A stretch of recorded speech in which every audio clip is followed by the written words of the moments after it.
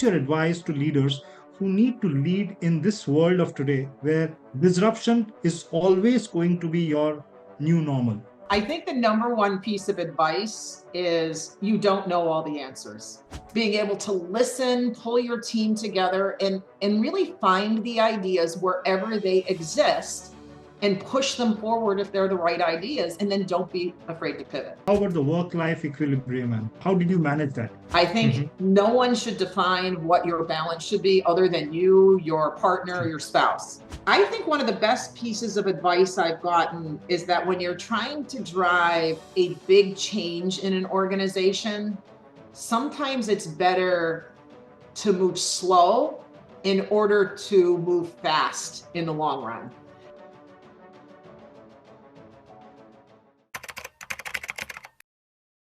Okay, ladies and gentlemen, very good morning, good afternoon, or good evening to you, depending on where you're joining us from.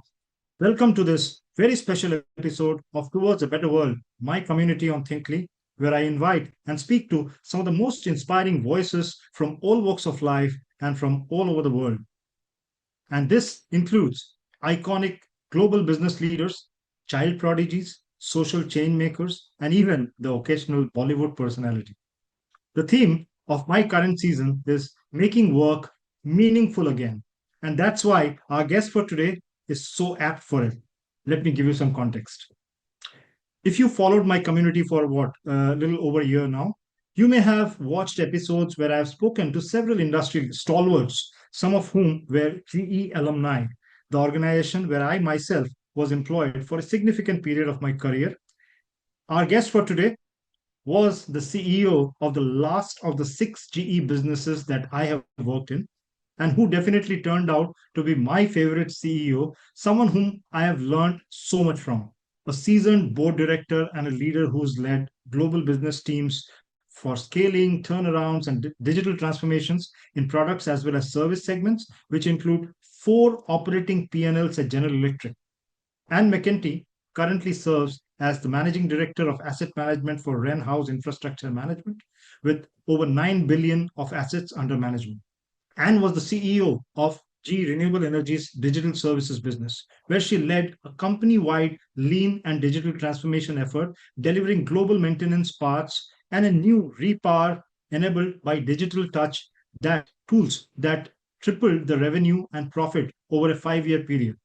Prior to that, Anne was served as she led the GE's onshore wind division, the complete division, where she grew revenue and EBIT CAGR by 13% over 4 years. Amazing, isn't it? Anne began her career in GE Power as a Six Sigma specialist in the Six Sigma organization. GE used to be big in Six Sigma those days, if you know, and as a master black belt. And then she grew increasingly into more complex roles in the global sourcing and quality functional areas before she led her first P&L as a general manager for the power services division of GE in 2007, where she was leading a team of 3,500 professionals, and currently sits on several public and private boards, as you would have read in the announcement that I put out. But even beyond her stellar professional achievements, what separates Anne from so many other leaders that I follow is her human centric approach to leadership. And that's why I said she's so apt for this season, because her empathy, her unique way of bringing out the best in her teams is something really every leader should aspire to. It's not just a pleasure, but it's a huge honor for me to welcome Anne to my podcast today. So, ladies and gentlemen, without further ado, let me welcome Anne to Towards a Better World. Welcome, Anne. Thank you, Ayan. So nice to be here and truly humbled to be a part of your podcast and your journey as you share so many learnings with people around the world. And I think we should be thanking you. It's such an honor to have you on the show. And thank you so much for making time for us, because we know you are in the midst of such a hectic calendar that you have, and you have so many meetings, so much travel, and you made time. Really, really, we are very very thankful to you. So I don't want to waste a single moment while you're live with us, Anne. So let me dive into the first question. So this is a question I ask most of the senior leaders I invite on the show, which is where I request them to give us a view of their page one, that is the beginning of their journey, and possibly that one critical turning point that might have nudged you from being just another employee in a gigantic conglomerate like GE to becoming one of the most respected leaders in GE? And So, Ayan, that's a very, very interesting question. And I don't think it was just one point. So let me tell a little bit about my journey. When I was in graduate school, I had funding for a certain part of the year, and I didn't have funding in the summers. And so a friend of mine and I started a little business in the summer, and it was a math and science camp for high school kids. And at that time, it wasn't sexy to do that. It was like the mid 90s, it wasn't really popular. And what we had to do was we had to go out and advertise and market to schools and get people interested. And we ran it for, I don't know, 4 to 6 weeks. And so I got a little bit of the business bug while I was in graduate school. And so I said, this is really interesting. It was fun. I loved being able to, put the content together, energize young people. And so I said, maybe as I finish my academic career, if I don't quite find the professorship that I'm looking for, maybe I should go into business. And a professor at the time, when I told him that, he goes, I really think you should pursue business, because he could see that I wasn't quite the introverted mathematician that was going to be happy kind of doing research all my life and having only, 5 to 10 people understand what I was doing because you get so specialized. So when I jumped into GE, I think people were like, what do we do with this woman? And so I talked to a lot of recruiters. I talked to people in various businesses. It was a choice between going into the research center, going into a role in Six Sigma, or going into an operating role. And I chose the role in Six Sigma. Everyone loved that for me because they said it's a nice gradual transition into the corporate world from your mathematics background to Six Sigma. And what's funny is I had never taken a statistics course in my life. So I went and I got a book. I took all these other more advanced theoretical classes. So I borrowed a book from a professor and I got the feel of what the statistics was all about. And I taught some classes, and I didn't know at the time, but essentially I was getting exposed to all of the high potential talent in GE that was going through that Six Sigma program and building a network that would last throughout my entire career. And in looking back, that was kind of a turning point because that network was critical. And then as I got exposure to business leaders, and it turns out that Bob Nardelli's staff needed to have a requirement that they passed a Six Sigma course in commercial quality design for Six Sigma. I had 2 hours allocated. I was so nervous, I finished it in an hour and a half. I think they were so happy they got 30 minutes back in their day. That shortly after that, Bob Nardelli saw me in a all hands meeting, and he pulled me aside and he said, hey, I think you should go talk to Sharon Daly and talk about how you get a job now in the business so we can take your skills and actually apply them. And that kind of launched my career in a series of mentorships between Sharon helping guide me throughout my whole career. I talked with Larry Blystone and Steve Bransfield, and these are folks that continued to push me in my career of asking me to take challenging jobs. One of my jobs with Steve Bransfield, I remember it was in global sourcing, and they said, do you want this commodity that was well defined, or do you want this commodity over here that no one has ever worked? And I said, give me the one that no one has ever worked, because I can create my team. I can, set the goals and objectives. It hasn't been touched. There's got to be a huge amount of opportunity. So I kept using that with the goal of, how do I run a business someday? How do I build my skills in a way where my gaps get closed? And I had great mentors, like I said, Steve Bransfield, Dan Heinzelman from a P&L standpoint. I led my first business under Dan Heinzelman, Candy Carson from a finance standpoint. And so that was just so critical. So I look at it and say, it's not quite one thing. It's taking the hard jobs, having a goal in mind, sticking to what you believe you want to accomplish, and expressing that. I expressed it all throughout as I was growing in the company. Hey, I really want to run businesses. I really want this, optimizing all the variables, leading the teams, really trying to solve tough problems. And it wasn't just having the CEO title, it was doing all those other things that was really important to me for my own personal fulfillment. So wonderfully put, and I think I didn't know about this part of your career, so it was good learning for me as well. So for the viewers, Anne mentioned a few names, so you must be knowing some of the names from public domain. So the first part is when Anne joined in the late 90s. It was still a Jack Welch era, so Six Sigma was probably the best place to get in during a Jack Welch era because GE was very big. Motorola probably brought invented it, but Jack Welch made it famous, right? We kind of took it to the world, and that was the best place. And most of the GE leaders used to come from a place called corporate audit staff, and GE was a very high audit company with strong controls and Six Sigma, and low, because very low on errors, etc. And the name she mentioned, Bob Nardelli, who mentioned who picked up Anne from for her first big assignment. He was one of the contenders to become the chairman of GE. He was one of the three people, including Jeff Immelt, who finally got the job. And Bob went to Home Depot, and he is an iconic name in the industry. Even today, we follow him. And you've been so fortunate to have worked under people like them and Sharon, and of course, you mentioned Dan Hanselman. So I have been fortunate during my ECLP program to listen into Dan. I have never worked under him. He was the power services head at that time, and he was so impressive, so knowledgeable, erudite gentleman. I mean, he was very knowledgeable and introverted, but so much depth of knowledge. So you have been so fortunate in the beginning, but it's not just about the good fortune. It's about also taking them and running with that, I think, and that's what is my takeaway from it, that you actually picked up the right opportunities. You got the breaks, but you also ran with them. So thank you, Anne. Great answer. So now let me move. Let me move to the next question, Anne. You've moved between roles. I mean, I know you predominantly for your GE career, and we'll talk about Renhouse as we go along. But in GE, you moved across roles that were hugely different from each other, because the GE where you probably grew up in had businesses, individual businesses, which were like standalone companies in themselves.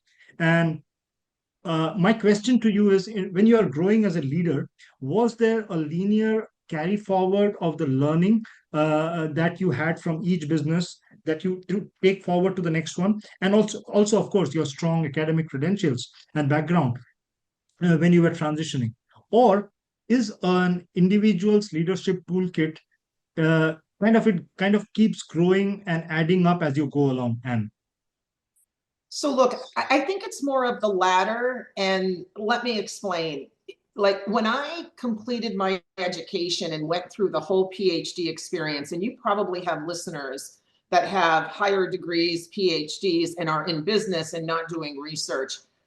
The PhD process enabled me to get the confidence to tackle tough problems and not be afraid of taking 2 steps back, or 2 steps forward, 1 step back, 3 steps forward, 5 steps back, because you did a lot of trial and error things as you were doing your research, and not everything worked. So I think having that mindset and coming into the business world, when people would say, hey, we've got this tough problem, or we'd like you to be a part of this team, there was always the option to say no. And many people around me would say, man, that's too risky. And I would always look and ask myself, am I learning more than 50% of the job? Because I love to learn, and that's one of the things that drives me personally. And if I'm learning with the next job more than 50%, then I really wanted to jump into it. And I start to analyze, and again, using my mentors, what were the gaps that I had? As I went into global sourcing, my gap, because I was doing all of these functional roles of, or staff roles of training, and then I had a plant and equipment and inventory role where I sat on a VP staff, great high level learning, but I didn't have the day-to-day operations. So when I jumped into global sourcing, I learned contracting, risk management, how to negotiate, P&L statements in terms of all of the savings and how it actually flowed to the bottom line and the cash generation with payables, right? So I really got a sense of the operational piece of the P&L statement. Then as I worked in the quality role where I supported John Kernicki and John Bryce as they were taking on the whole quality transformation, I was able to see pricing, how to influence a big global organization when you didn't necessarily own all the talent, but you had to influence and inspire them. So it really took a lot of focus on like three things. You have to get three things done, and focus around those three things. So again, that was a real learning in my kind of journey to become a bigger leader. Then when I took on my first P&L, it was all the commercial. How do you really drive kind of commercial pipelines? How do you work with the team to think about solutioning? How do you start new markets in Africa and India where we really didn't have a big presence, or the Middle East? And how do you really focus on safety?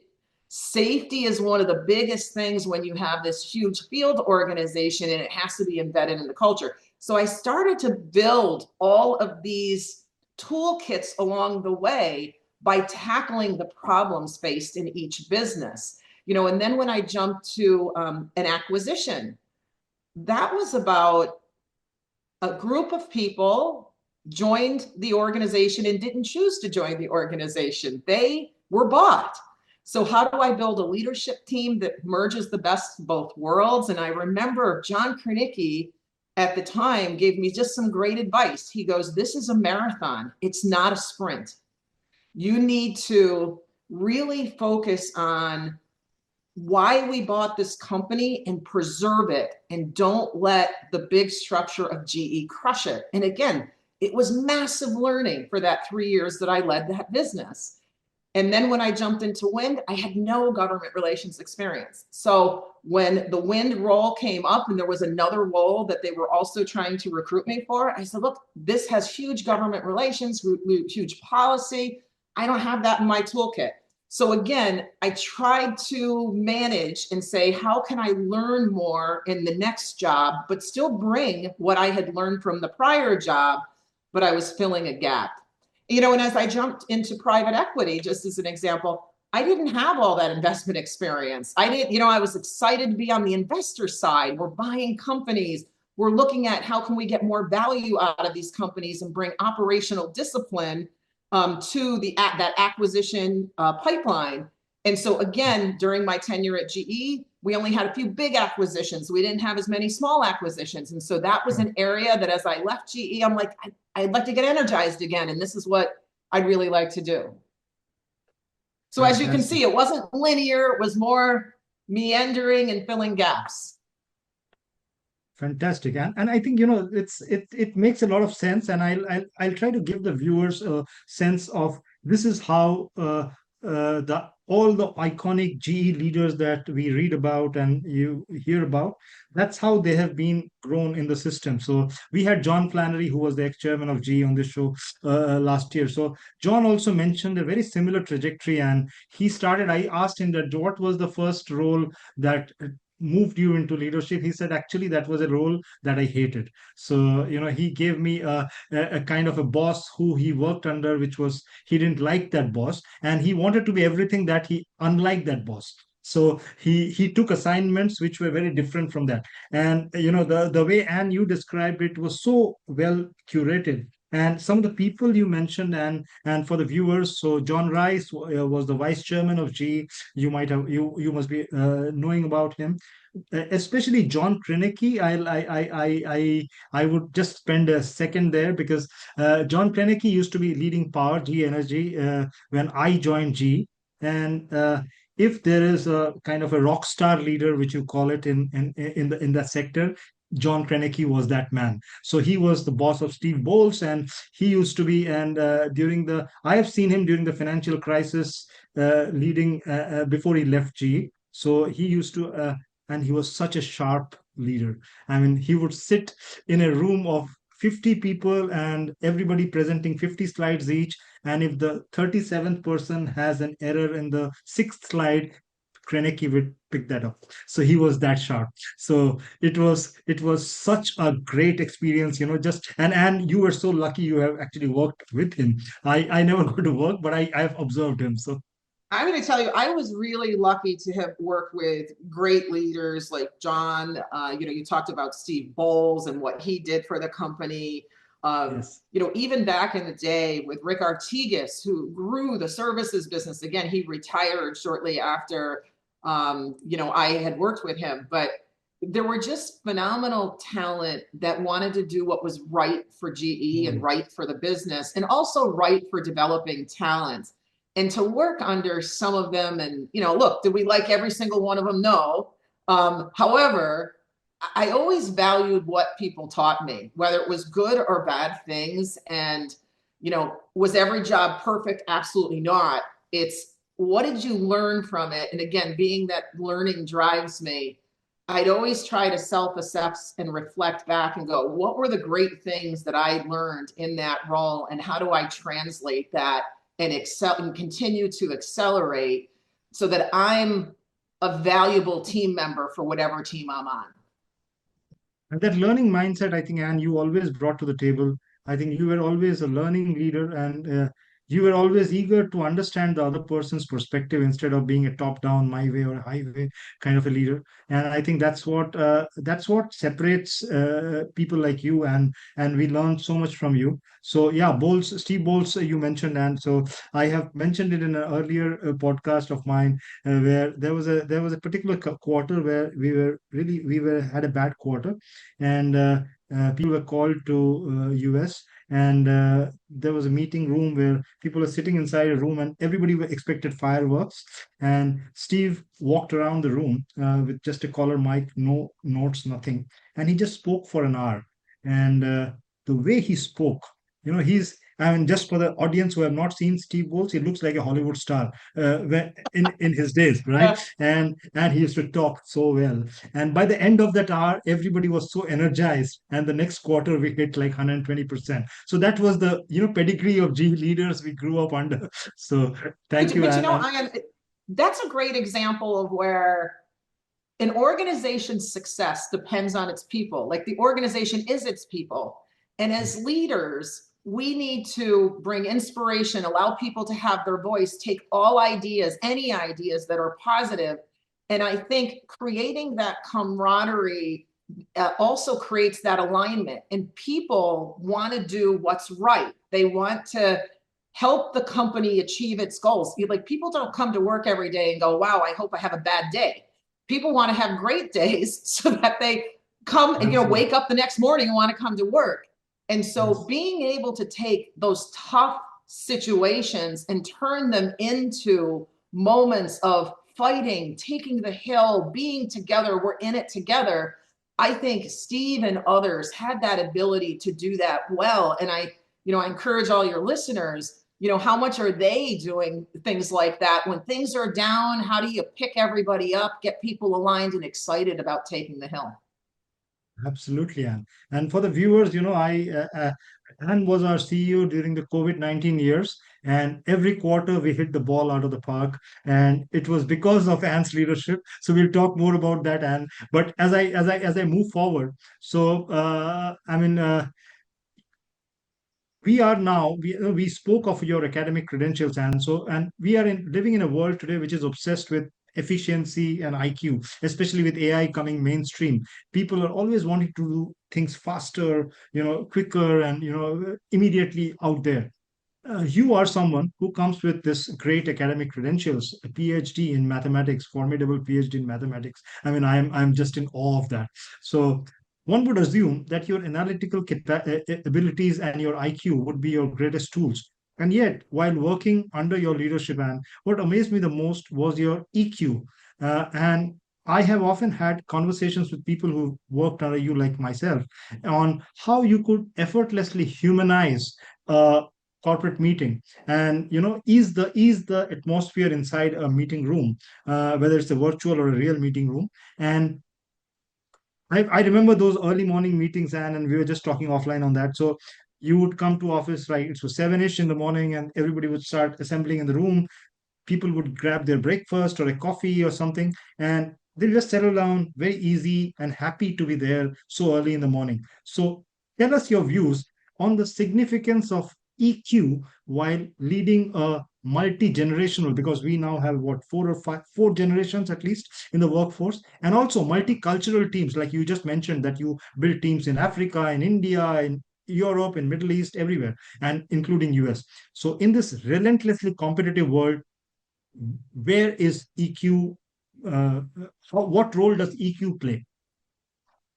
Look, I think it's a really good observation that EQ is becoming more important as people have information at their fingertips. Anyone can answer any question. However, how do you situationally deal with things? And so very early on, I grew up in a big family and youngest of 7 kids. But my dad gave me some very, very good advice because he could see that I was academically doing well. And sometimes my head would be in the clouds. Okay. And he would say, you need a practical side of what you do because people won't be able to understand you. And he also said, and he saw this in his own career, he was a blue collar worker on the factory floor in the old GE silicones. And he said, people don't listen to those closest to the work.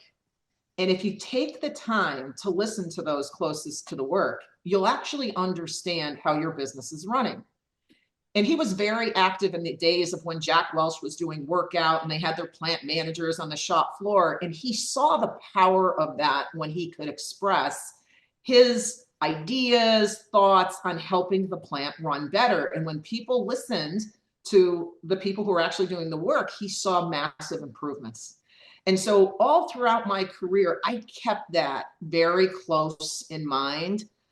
So as I grew my career, I spent time getting to know people. Like one of the things that I do whenever I go into a business is I'll take the time to meet with the whole executive leadership staff. Just have one-on-ones. Tell me about what you do. Tell me about your team. Tell me about, what do you like? What do you not like?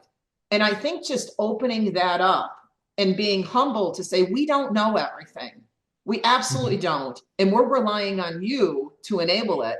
And honestly, as a CEO, our job is to connect all the great pieces of work and get it humming, and then use that to set a direction and a forward direction and keep pushing people forward. And so I look at this of stay close to the work, listen to people as you travel.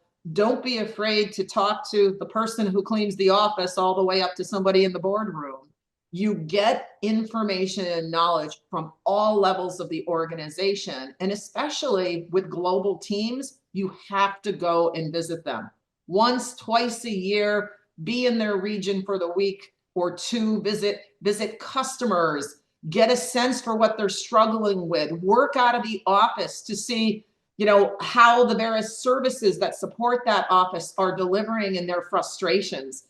And so it gives you a sense of, what people are coming from and the challenges that they have, but also how you can better talk about those things, influence, and add that personal touch, which is so necessary to make connections and to get high performance teams.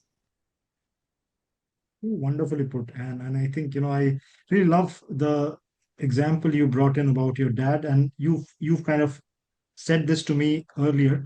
So just for the viewers, so when I was writing, I just wrote those kind of very mediocre books, but I asked Anne, would you read it? And she was one of the leaders who actually got a copy and read it, and she actually put out a review and she sent me a note.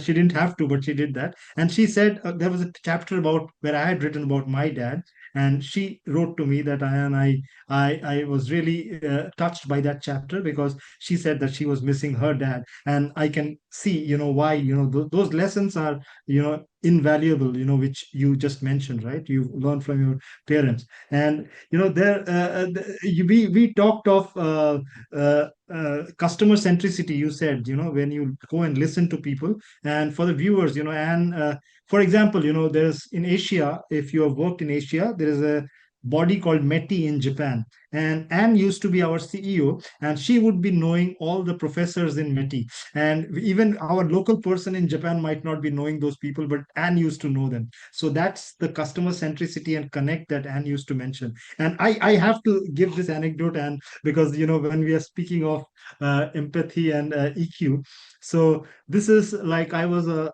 few months in my role, and I was a little disgruntled. I said I need a bigger role, and I had applied for a role for the general manager P&L role in that role, and then I get a call from Anne. It was a Saturday for me. It was an weekend, and very early in the morning for her, because it might have been 4 a.m. And she is probably walking on a treadmill or outside, and she gives me, Ian, did you get my text? I said, and I didn't check. Then she spoke to me. She said, you've applied for this role. I said, yes.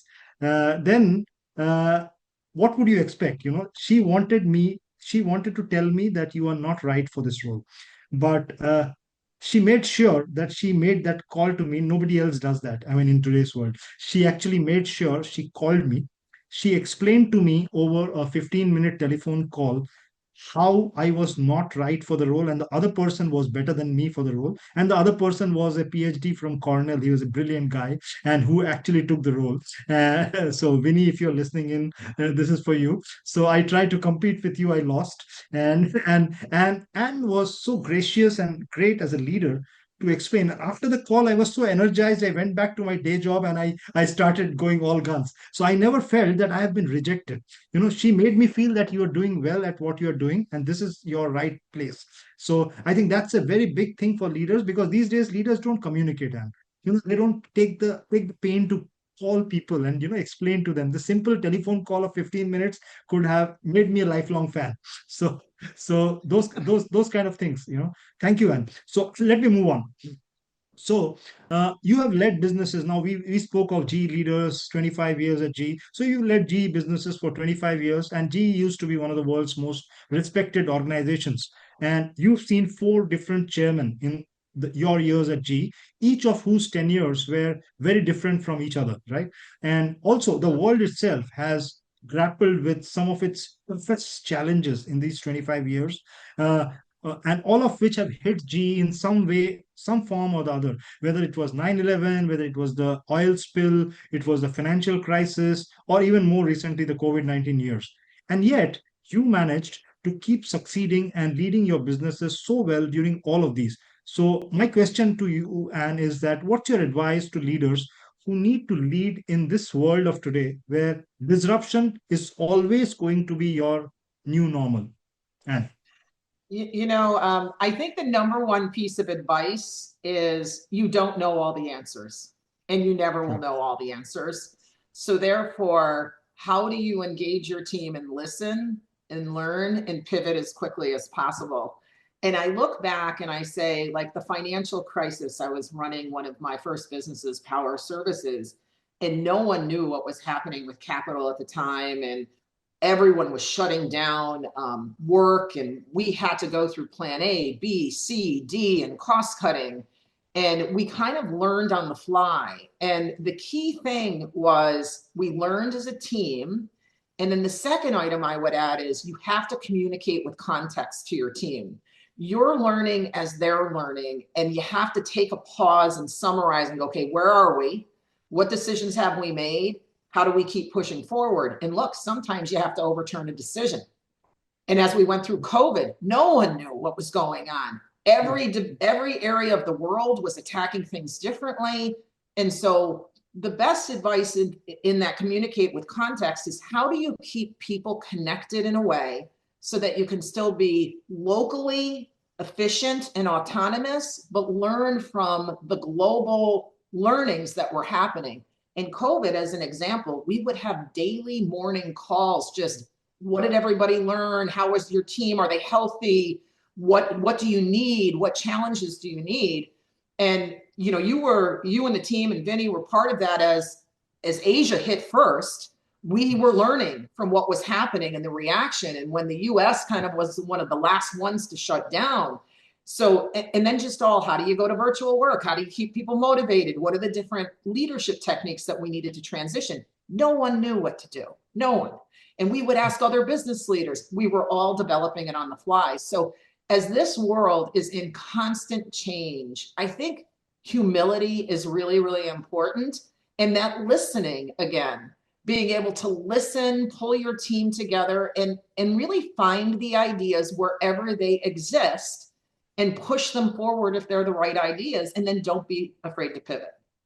So well said. I think, yeah, yeah. And, I remember those early morning meetings, and, we used to have, and we had to actually overnight change our entire business structure. And it was so difficult, as you said, you have to learn on the fly, right? Everything was changing Yeah. and nobody had the answers. And so you cannot say that, do it this way or that way. And the supply chains got affected. And especially in a business like ours, like wind, especially services, which was like the farms of customers were shutting down, in need of maintenance, etc. So you needed really very strong and humble leadership to keep pace, and you have to be with the client, be with the employees at that time. So you're hunkering down together till the storm passes. And I think that's what leadership brings to the table. And humility is extremely important, and as a leader, because we see it, a lot of platitudes and slogans around humility, but people don't really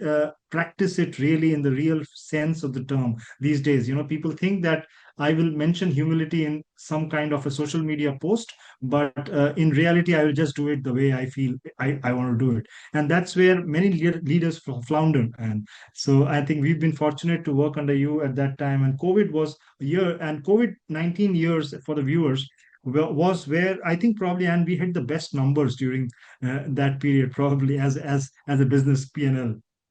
Well, we did Uh, well. I don't know if we hit the best numbers, but we did yeah, well at least because my again, we region, APAC reacted. did very, yeah, APAC Oh, did very well. APAC did well for sure. Yeah, Yeah, so APAC we, actually did well for sure. And I look and say, look, we had challenges. You couldn't get, remember, cranes across borders because one country had a certain restriction versus another, or a region in India had a different restriction versus another region. And so I just look at it and say it was ingenuity of the local teams and giving them the autonomy that enabled the success. And I think when you try to dictate or manage too much centrally from above, it backfires. So it's this balance that I've learned over the years of local autonomy with global optimization. oh yes, such a good phrase and a nice phrase, local autonomy, global optimization.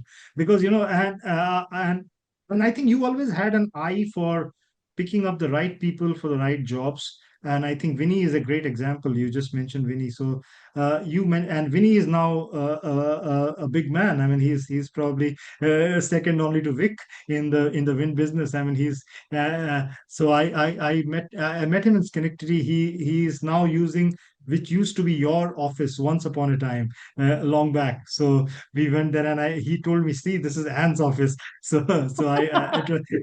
it was very nice, and he has so much regards for you.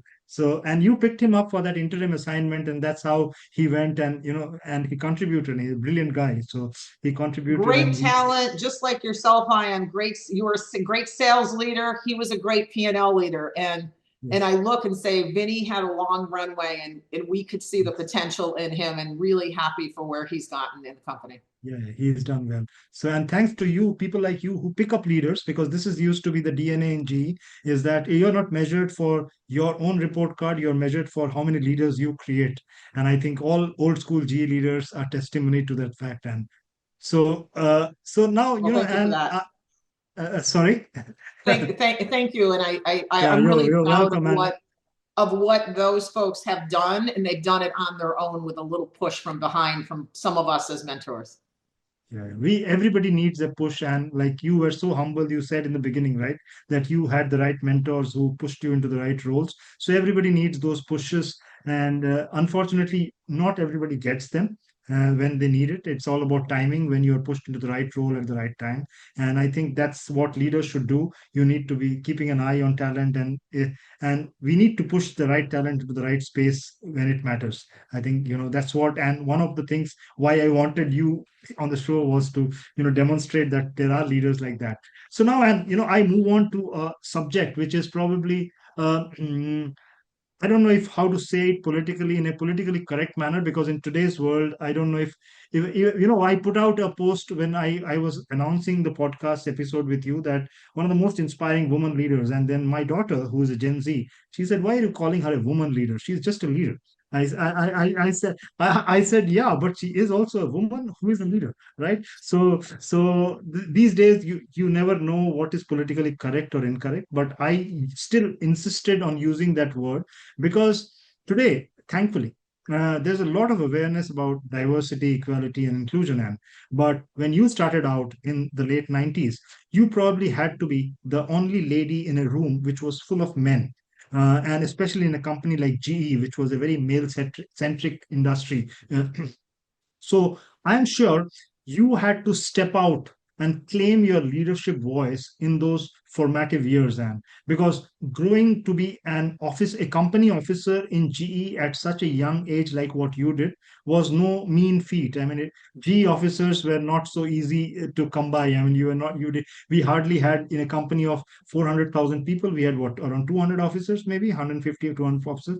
So you Yeah. surely did a great job there. And so, what would be your advice to younger women professionals who aspire to a career like yours, and also at the same time hitting a perfect work-life equilibrium, because you do life very well? Because I always mention that work is not an umbrella you leave outside when you enter life, and vice versa. So you manage both very well.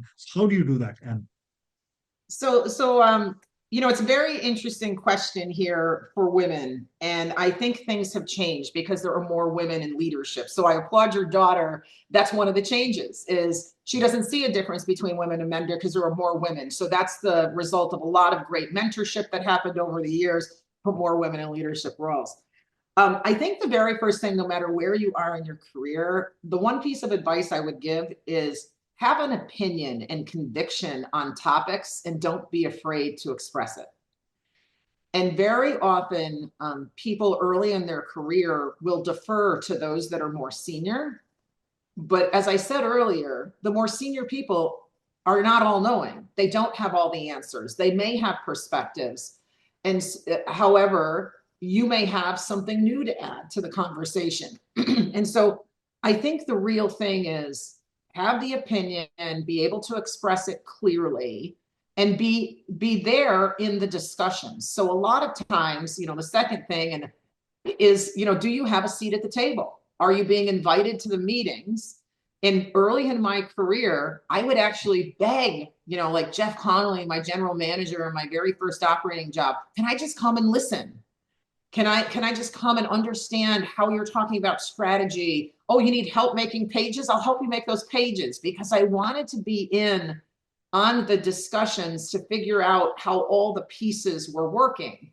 And so, the third thing is, find the mentors, find the opportunities wherever they are, and understand the goals and objectives of the business and the inner workings of how things work in order to be successful in whatever function you're in or business you're in.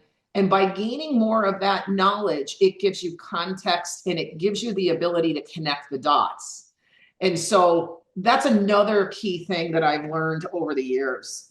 And at the end of the day, mentors, advocates are so important, but you need to tell them what you want. And in my case, I've always wanted to run businesses.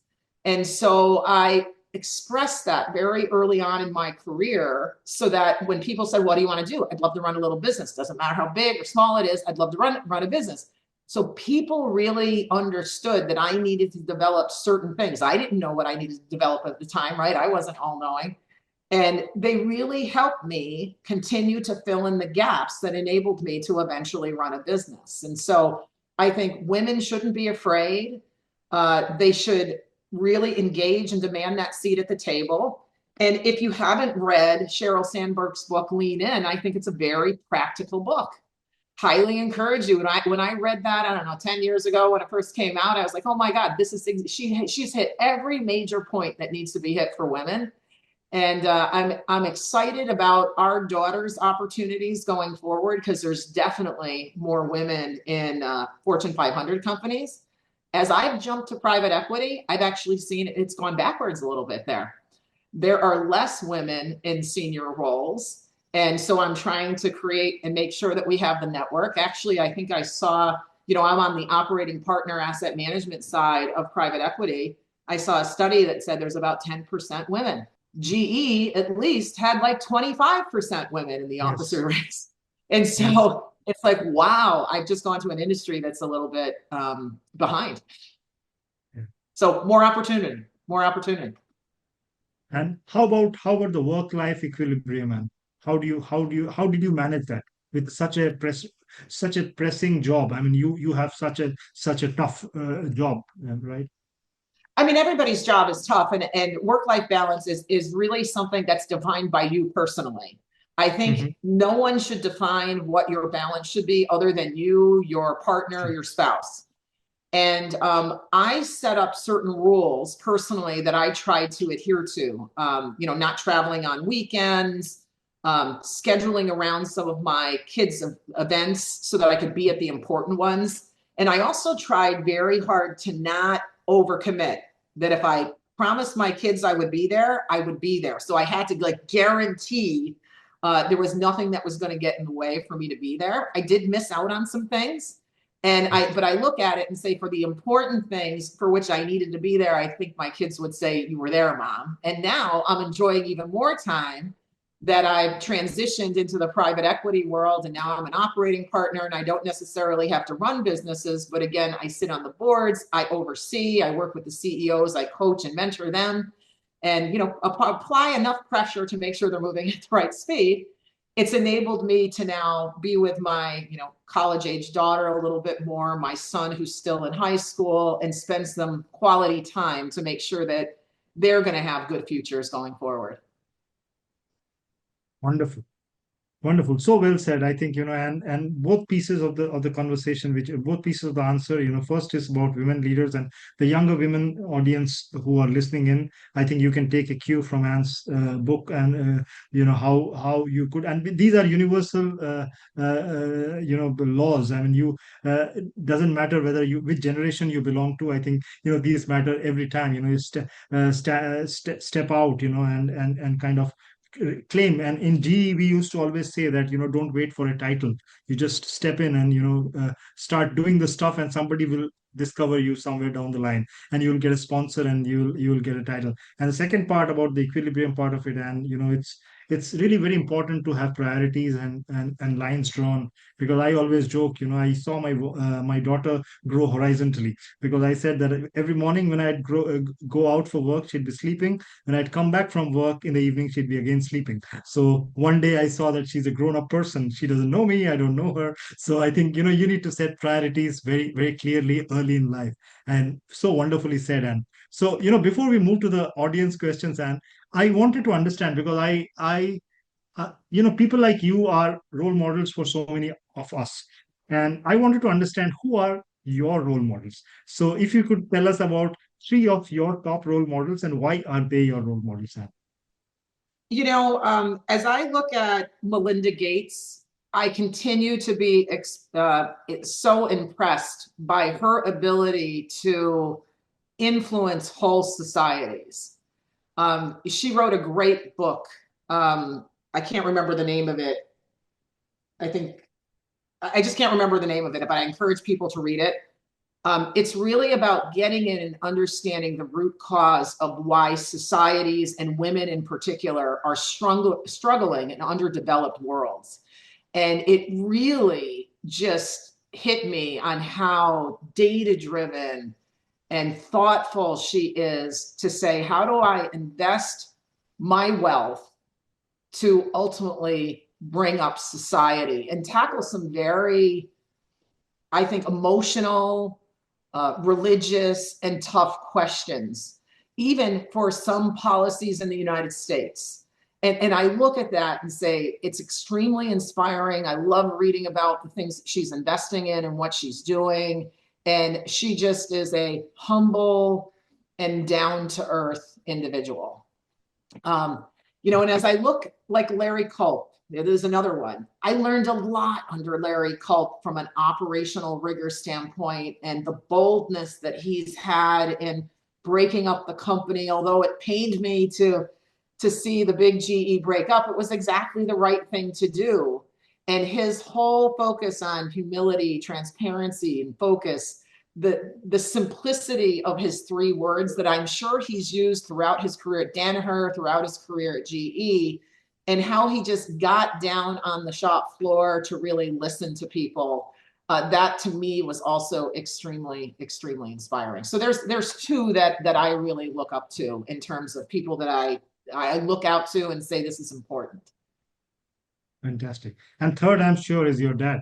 So, so, Absolutely. My dad, who so, is no longer with us, but look, yeah. he taught, I'm going to tell you from the very early days of, being like 5 or 6, when my brothers had a mini bike and he said, get on that mini bike, you're going to ride it like your brothers. And I crashed it into a bush and I'm crying and saying, I can't ride this thing. He goes, you get back on that. You can do anything your brothers can do. And that was built into me. It really was That's built it. into me. That stayed with you. Yeah, I think that's very important. I think every young girl needs that encouragement in the right push at that age in those formative years. I right. So Correct. I have so there are a lot of questions and comments, and I'll start reading them. So I probably need my glasses to read. It's in my app. So uh, Siddhi is Anjali is asking you, hi ma'am, what advice would you give to young women leaders today, and what's one thing you wish you knew when you were starting out? I think biggest piece of advice is network and establish mentors and advocates quickly. Take the time. I didn't network as well early on in my career, like take the time to really build an outside network, a broader inside network, because those connections are absolutely critical for growing your career. And the other thing is just make sure you ask for what you want and be vocal. If you have a desire to grow in the company, make it very clear that you really want to get to that position in mind and what will it take. Don't be afraid to ask people. Again, use your network. What are the things I need to do? How do I continue to fill this gap? How do I get noticed? And I think that's really important. Very great advice, I think. Anjali, I think networking is very key in today's world, in any world, but networking is very important, of course. Rahul is asking you, hi ma'am, what's your approach to digital transformation? Um, Great question. Digital transformation all comes down to what are the biggest problems you want to solve in your business? Where do you have margin erosion? Where do you have issues with responding to customers? And start with the problems first. And then what are the digital tools that can wrap around it? And I Yeah. think when people start first and saying, I just want to drive digital transformation and I'm going to go put in these big systems, they lose sight of the real operational benefits that are really going to drive people to want to use the tools. And so Yes. you need the people in your organization, your team members, to want to be a part of the digital transformation to actually implement. So 30% is, I think, of a digital transformation is the technical piece. 70% is getting your team members to adopt and change the way they Buy-in. work, which is the much harder piece. The buy-in, yeah. And very importantly, and very well said, and that you start with a problem and then get to a solution. Don't start with a predefined solution and try to find a problem. So I think That's that's what right. That's exactly it. many people try to do, that, right? They have a solution and they Yeah. try go looking for a problem. So Yeah. Sakshi is asking you that after 25 years at GE, how difficult was it for you to get used to a new organization and a new industry? You look, it was actually not too difficult. I think the thing that I missed the most was I had a strong network. I understood the talent at GE. I think that the most challenging part is the different cultures. I think at GE, we have a very fast-paced, direct, transparent culture that may be a little bit too fast for others. So if anything, I probably have had to slow down do a little bit more of teaching, coaching, bringing people along. And because just the pace and the terminology and the things that we have done as standard practice are not clear to several mid-market and small cap businesses. And so it takes a little bit more explaining and a little bit more patience. Yes. And I think G's radical candor can sometimes be unnerving because people can get unsettled with people from G, they just call spades as spades. And in the world, people generally don't sugarcoat. So I think that's where probably G people, yeah. But eventually you fall in love with G's style of working because they get to the meat right away. So that's where I, Correct. And sometimes people don't always want to hear that very clearly. It yes. may take a little bit of time, context, and all those other Yeah. things. So I think that's probably the biggest change is that pace. Yeah, very well said, Anne. So the next question, Aisha is asking you, what has been the best piece of advice that you've received as a young leader and also later in life as a seasoned CEO? Um, so that's a great question.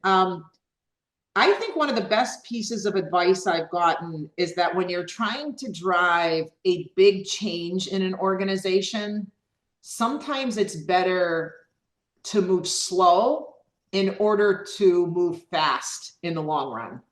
Meaning, if you try to make the change too quickly, people don't accept the change and they start to fight back. And Hmm. so, how do you pace the change in a way that it gives time for people to accept, acknowledge, modify slightly, and then slowly that change begins to build momentum and creates a flywheel that goes on its own? And if you go too fast, the inertia of the organization to fight it then becomes a hindrance. So it's finding that right pace of change, of going slow enough to then get that momentum in the end. And I think that was a really important piece of advice that I had gotten when I led the acquisition that I led. And then I used that throughout the rest of my career to say, what's the right pace for things in order to get maximum adoption and speed for the long term? What a fantastic answer. I think, this is to find the right speed is not something which people probably look at the prize, the result, but nobody looks at the pace or the velocity at which you get there, right? So I think that's so great an advice. And so now Samir is asking you, you've such an impressive academic credentials. How important is formal higher education when it comes to crafting a career like yours? Look, I think this is all a personal experience. Some people are not going to have higher degrees, and that's fine. I think the most important thing is that you're a natural learner. I tell my daughter, I said, you're going to college to learn how to learn. The content that you're learning, you may never use again. It all depends on what career you choose, and maybe you'll lose 25% of it. But the process of learning is probably the most important thing that you need to take out of your academic career. And when I see that people have gone into master's or PhD programs, I know that they have confidence to work on research projects and to solve tough problems, because usually you have to write a master's thesis as well. Yes. And to me, that's another indication of people taking risk, pushing the boundaries, maybe not having all the guidance to be able to find something and complete it. And then a PhD program, you're really pushing the envelope. So there's something to be said about the skills you're developing. But if it's not for you, don't do it. Go learn on the job. And honestly, am I using anything from my PhD? Absolutely not. Other than giving me the confidence to take on tough problems. And I look at that and say that confidence is what makes the difference. And honestly, you learn most of the things on the job. And Yes. so, and as we talked earlier, change management, the world is constantly changing. We're getting thrown loops every day, tariffs, everything else. We're all learning. We're learning on the job.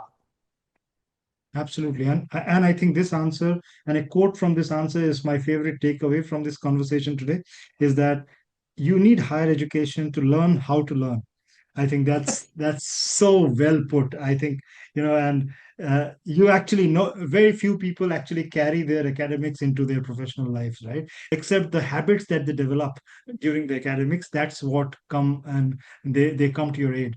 So, and I think we are Yeah. almost up on time. I'll take one more question. So, VC is asking you, can you share anything from your journey where your efforts didn't get the desired results, and what were your lessons from it? Look, we had a really bad year, 1 year in wind. We had taken a big challenge for growth. We were trying to launch a new project, a new product when we probably didn't learn everything from our older products yet. And we just had a bad year. We had problems in Brazil, an FX problem, and we missed the plan by a lot. And I think it was kind of my first big flop as a leader. And what I really learned was, number one, you have to self-reflect and say, what did you do wrong? And also get your team to self-reflect on what they did wrong as well, so we all could learn. Then you got to make the tough changes, whether it's people, organization, whatever it is. And then third, you got to give people kind of a vision to move forward.